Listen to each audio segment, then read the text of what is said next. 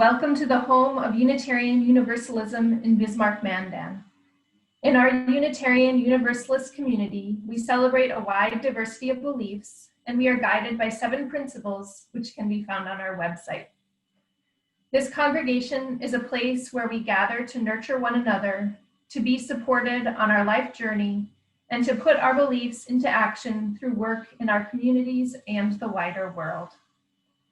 My name is Mary Wilson, and I chair your Social Action Working Group, and I am also the facilitator for today's service. And Don is helping with technical things, helping facilitate on that side as well. We would like to extend a very warm welcome to any visitors here today. We are so glad you are here. Please stay on and join us after the service for our virtual coffee hour. We would be happy to answer any of your questions about this congregation or Unitarian Universalism. It is so good to be together this morning. Welcome. Please join us in a spirit of meditation, reflection, or prayer as we deepen into our service and share our opening words for this morning by Gretchen Haley of Foothills Unitarian Church. Every little thing that breaks your heart is welcome here.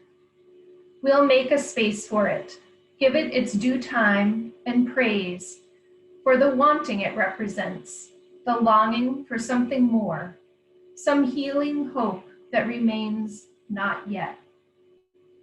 We promise no magic, no making it all better, but offer only this circle of trust, this human community that remembers, though imperfectly, that sings and prays, though sometimes awkwardly, this gathering that loves, though not yet enough.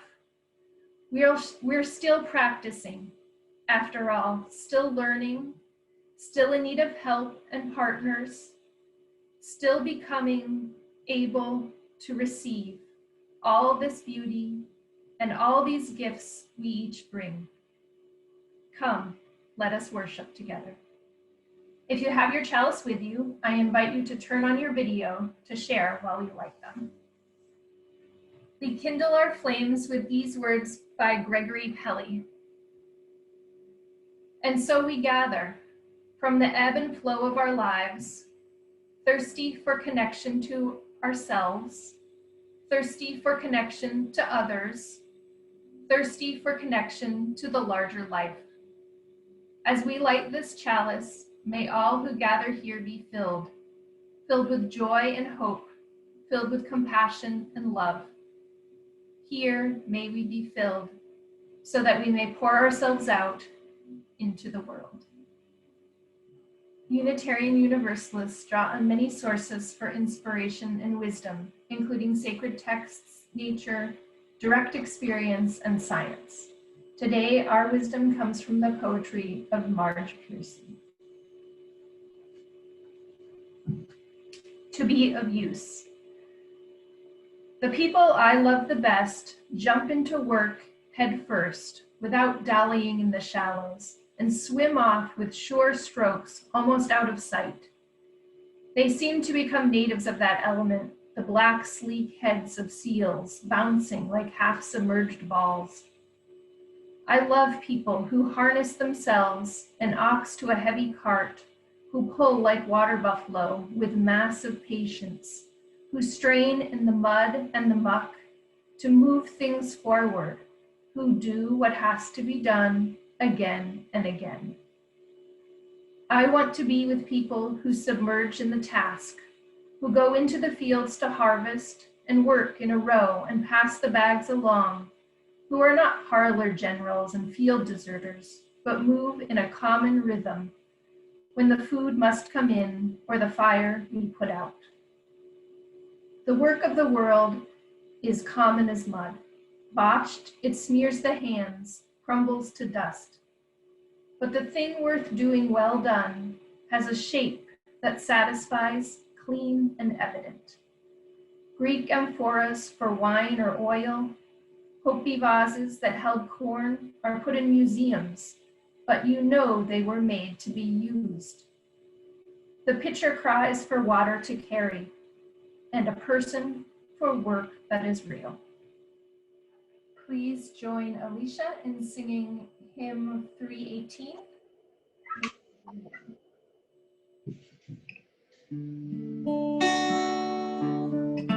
We would be one as now we join in singing our hymn of love to pledge ourselves anew to that high cause of greater understanding of who we are and what in us is true.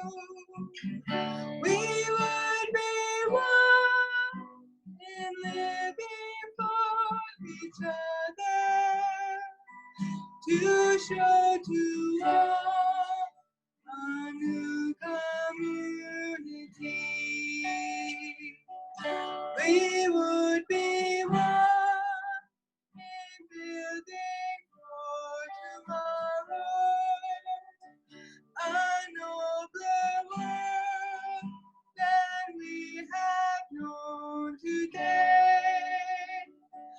We would be one in searching for that meaning which binds our hearts and points us on our way. As one we pledge ourselves to greater service, with love and justice strive to make us free. You get out of something what you put into it. If you grew up in a household like I did, there is no way to hear that bit of sage advice as anything but a scold. And yet, as annoying as it was to hear, your mother was right. You get out of something what you put into it. Traditionally, many Unitarian Universalist congregations have disbanded over the summer, and many of you still adhere to that tradition. At the end of summer then, Unitarian Universalists adopted an ingathering service and a ritual called water communion to mark our return and our reunion. And I really can't resist saying it, it's a reunion communion. Church was lightly attended over the summer, and I hope that means that for some bit of time, your mind was able to wander and be at ease. I hope you had the chance to unclench your heart and unfurrow your brow. And I hope that because I know the weight of the world has been heavy on you. It has been a year. Much has happened since our last ingathering. I shared a meme with several people in August that read, "Dear August, we don't want any trouble from you. Just come in, sit down, don't touch anything, and keep your mouth shut." I imagine that applies to September as well. We have had enough. A question about this congregation kept intruding on my mind this summer. Can the center hold? This question was on my mind because of the necessity to gather virtually. What does this continued isolation mean for a congregation that identifies community as its dearest value? I thought about the spectrum of what people put into Unitarian Universalism and this congregation and what they get out of it. Some people do something for this congregation 7 days a week, and others show up when the topic looks good on a Sunday. And I think that casual approach is even more seductive when everything is happening over Zoom. There is almost a sense of being in a video game when we meet virtually. It's easy to drift away because it doesn't feel real. It's easy to not come to church. It's optional after all, and many people seem to do just fine without it. And I would agree that if you are putting in the bare minimum, you probably are not getting that much out of it. We all know there are so many competing demands for your time. Let's think a minute about those demands, about what you fill your life with. I'd like to invite you to prioritize them. What matters most? I think it's safe to assume that if you are working or looking for work, that your job matters. Maybe because it's your calling, and maybe because it simply pays your bills. But having money for food and shelter is no small thing. I'm guessing that your family, however you define that, and your friendships are a priority. And I hope that's true for you, that you have important people in your life. I hope you have something in your life that feeds your sense of purpose, whether you volunteer or protest or write letters or keep an eye on your neighbor or care for your children or your parents. I hope that you have work that blesses the world. Whatever surfaces in your audit as the most meaningful parts of your existence, I invite you to prioritize and feed those areas, and I encourage you to let some of the less essential things go this year. We know that 2021 is going to be a bumpy ride. And I'm also going to invite you to think about where Unitarian Universalism fits into your life. Does it feed you? Does it challenge you to be a better person? Does it ask you to learn and grow? Does it obliterate the boundaries of what you thought you knew? Is it a lifeline in a sea of chaos? Does it help you to delve into what it means to be human, to be you, to be alive? Does it help you to face loss and death and disappointment, crushing grief? Does Unitarian Universalism help you to find or make meaning in your life? Does it address your existential loneliness? Does it heighten your sense of awe and wonder? Does it make you curious? Does it bring you delight and make you laugh? Does it teach you gratitude? Has it brought you friendships? Does it help you to live authentically in your own skin so that you can share your gifts with the world? Does it fire your imagination enough to envision a better world? Does it help you to be a good neighbor? Does it teach you how to love, how to forgive, how to get up again? I think Unitarian Universalism can help you with all of these things. I think it can add lush textures and rich depths to your existence. Whether it will or not depends on what you put into it. If you're coming when it's convenient and you're being careful to never make eye contact when there's a need, I'm guessing you're probably not getting that much out of this congregation. And there are natural ebbs and flows in our lives. Maybe all-in congregational life is just not in the cards right now. But I would invite you to examine your covenant with Unitarian Universalism and with the people who are here with you. You likely will not find a better bunch of humans to cast your lot with. What if this year you engaged in an experiment to see what it would be like to put your religion in the top 5 of your priorities and commit it to being truly present? I know that many of you already do. What if you committed to showing up at least twice a week, crazy, for Sunday morning, and then for a discussion group, or a council meeting, or a chalice circle, or the men's group, or a justice action, or a task force, or a potluck, or to mow the lawn, or check in on someone, or any of the myriad of ways that we build our beloved community? And what if you committed to deepening your spiritual life this year? I would say that list of questions I just asked, questions about what it means to be human, to love, to die, to forgive, to make meaning, to delight, those are some of the facets of spiritual formation. I would invite you to get engaged deeply this year, to resist the lure of being superficial and numb. Those might feel like good coping strategies, but in reality, they just kill us a little at a time. What if you committed to being cracked open this year? Committed to possibility. There's an old adage I have mentioned before that you should meditate for 20 minutes a day unless you are too busy, in which case you should meditate for an hour every day. And I would say that is where this congregation is right now. You are so busy, so very busy. Your lives are filled to overflowing. Finding a time even 3 people can all meet is an absurd challenge. I also observe that you are emotionally overwhelmed. There is so much pain in this congregation. the pain we all share, and your particular pain. So I am inviting you to spend more time at church, precisely because you don't have the time. The Sufi poet Hafiz writes, "Oh, I know the way you can get when you have not been drinking love. You might rip apart every sentence your friends and teachers say, looking for hidden clauses. You might weigh every word on a scale like a dead fish. You might pull out a ruler to measure from every angle in your darkness the beautiful dimensions of a heart you once trusted. I know the way you can get if you have not had a drink from love's hands.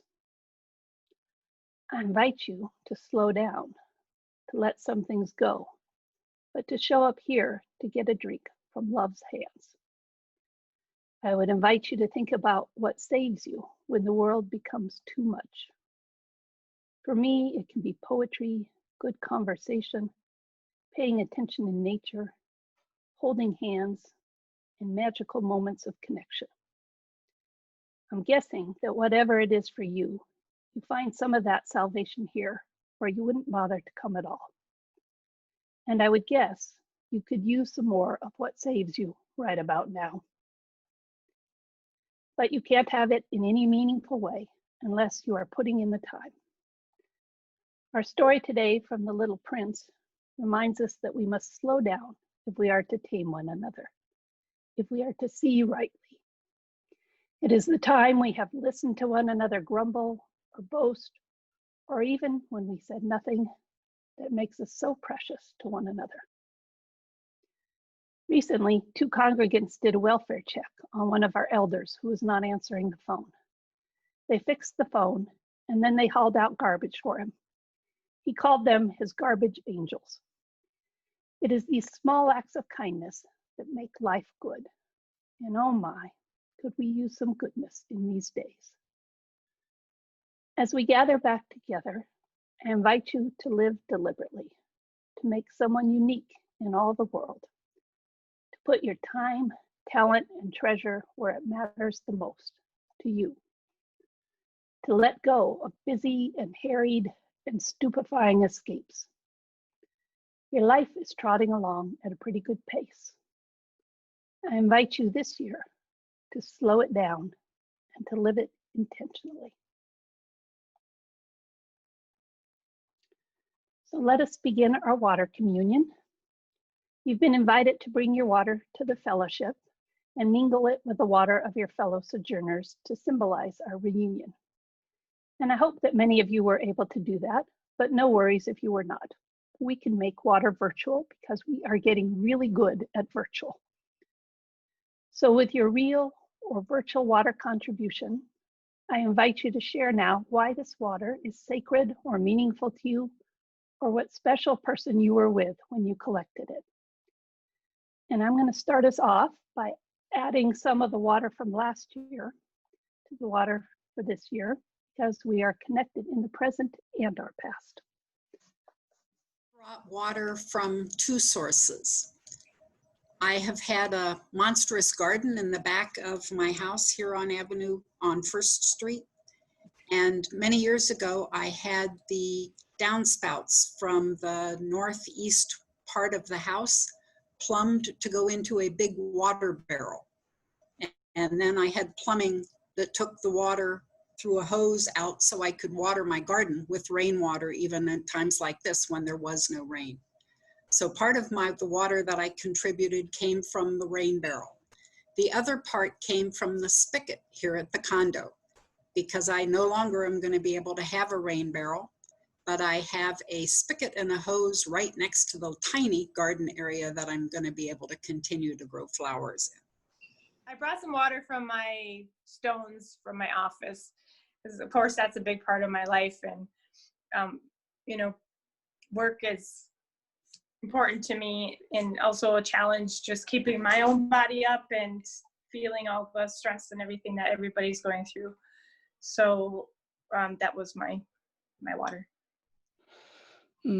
I bring my virtual bucket of water from Lake Yabacona in Minnesota, roughly 45 miles from the headwaters of the Mississippi.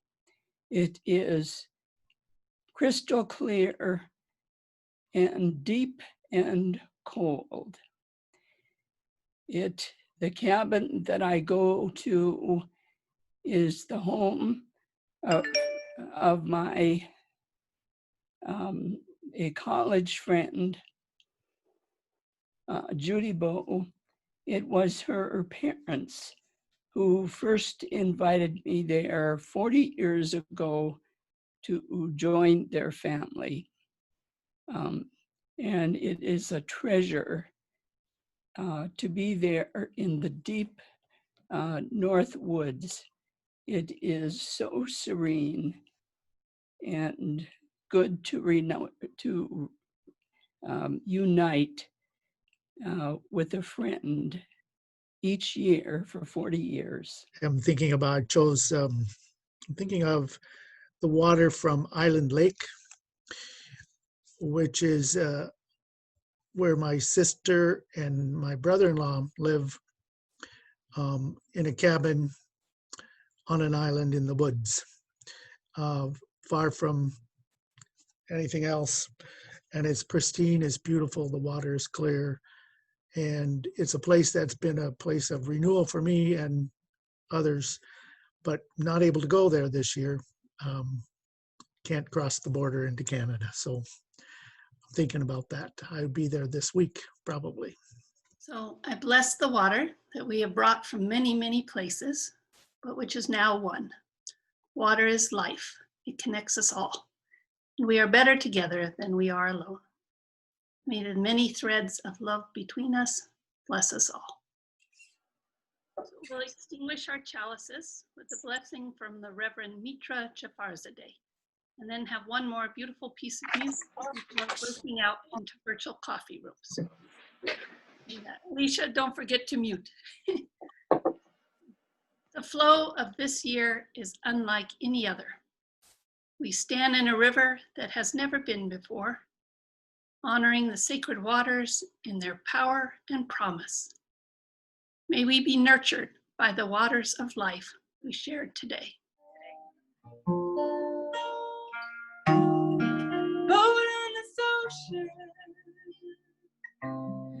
Forgetting a rock and forgetting its bones. Falling asleep.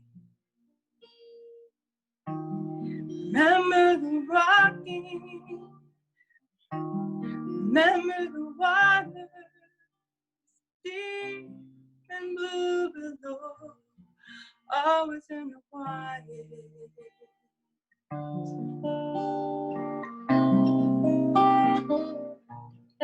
Always in the stillness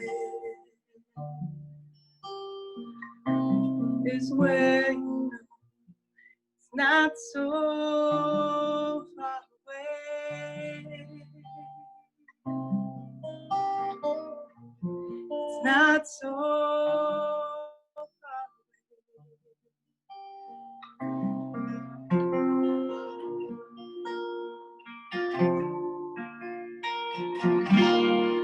Always in my dreams I'm walking along the shore.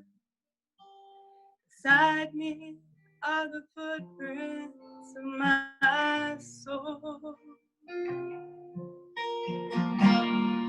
Hear me laugh aloud, everything I know. All of this to realize.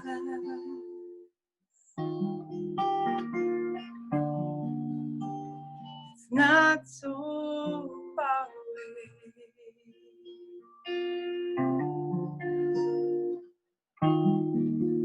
Gently moving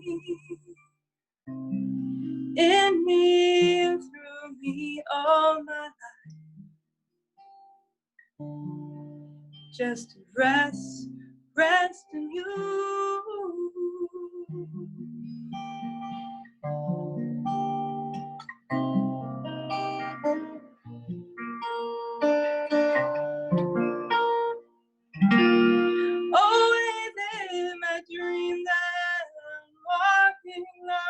shore. Beside me are the footprints of my soul. Carry me to that afterlife, everything and more. All of this to realize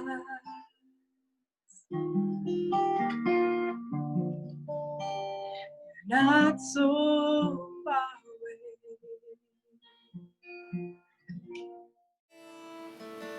Anyone with eyes to see